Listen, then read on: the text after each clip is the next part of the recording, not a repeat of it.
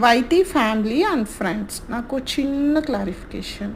అబ్బాయిలకైతే పెళ్ళికి ముందు చిరంజీవి అంటారు. పెళ్ళి తర్వాత శ్రీగా పిలుస్తారు. అదే ఇంగ్లీష్‌లో తీసుకున్నట్టయితే మనం మిస్టర్. అది పెళ్ళికి ముందైనా, పెళ్ళి తర్వాతైనా మిస్టర్‌గానే పిలుస్తారు.